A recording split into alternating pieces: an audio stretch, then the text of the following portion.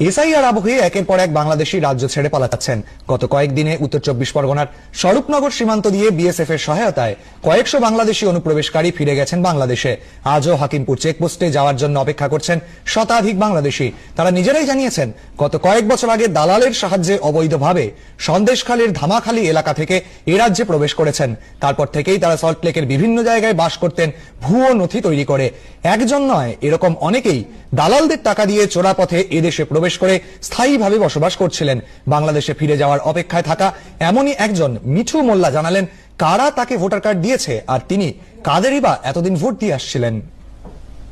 কেন বাংলাদেশ যাবো বলে। কিভাবে যাবেনটা কিভাবে? এই যে এখন এই পার করে দিচ্ছে, শুনলাম এইভাবে। তোমরা এখানে এসো কিভাবে? এসেছিলাম ওই দালালের মাধ্যমে। আগে আগে ওখানে কাজকর্ম ছিল না, অভাবে এসেছিলাম। কতদিন আগে এসেছিলেন? ওই 8 বছর। এসেছিলেন কিভাবে, টাকা দিয়ে? হ্যাঁ, দালাল ধরে। কোন জায়গা থেকে এসেছিলেন? ধামাখালি। সন্দেশখালী ধামাখালী দিয়ে? হ্যাঁ। কিভাবে এসেছিলেন? নদী পথে এসে আপনারা প্রথমে এসে কোথায় ছিলেন? সল্টলেক সেক্টর 5। আপনারা কি এখানে ভোট দিতেন? হ্যাঁ, ভোট দিতাম, কিন্তু এখন ওই হুড়ো তাড়া হচ্ছে বলে এখন থাকতে পারছি না বলে ওই জন্য আবার বাংলাদেশে ফিরে যাচ্ছে। আমরা ভোটার কার্ড কিভাবে বানালেন? ডকুমেন্টস দিয়েছিল, আমাদের পাড়ায় সব ডকুমেন্টস সব দিয়ে গেছিলো। যে ওই ডকুমেন্টস ফিল আপ করে জমা দিয়েছিলাম। দিয়ে ওই আমাদের এখানে একটা স্কুল আছে বাচ্চাদের, ওখানে ওই আপনার ওই চার্টে নাম এসেছিল ছবি সমেত।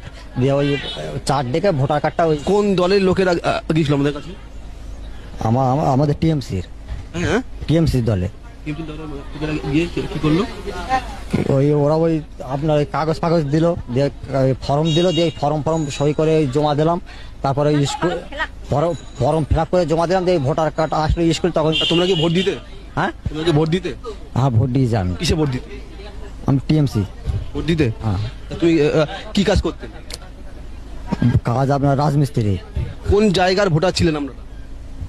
ওই সেক্টর 5, সল্টলেক সেক্টর 5। আচ্ছা, তো এতদিন ধরে তাহলে আপনারা এখানে বাস করতেন, কিছু বলতো না? না, তখন কিছু বলিনি। কার সোর্সে বসে, কার হাত ধরে এখানে? ওই দালালের সাথে, দালাল ধরে। তার নাম জানেন? না, ওই তো অনেক বছর এসেছিলাম, তো এই জন্য নামটা। আপনার নাম কি? আমার নাম মিঠু মোল্লা। আপনারা এখানে এসেছিলেন কিভাবে? আমরা এখানে আসছিলাম কিভাবে, তখন আমরা চোরাইতে এসেছিলাম, ওই ধামাখালি দিয়েছিলাম। এখানে এসে আমরা কোথায় বাস করতেন?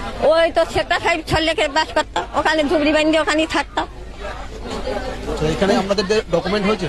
ডকুমেন্ট মানে ওই আমাদের আধার কার্ড হয়েছে খালি, আর কিছু হয়নি। ভোটার কার্ডটা অন্যদের বাবা ওইটা না, ওইটা আমি জানি না কাজ হয়েছে কি না হয়েছে, আমি জানি।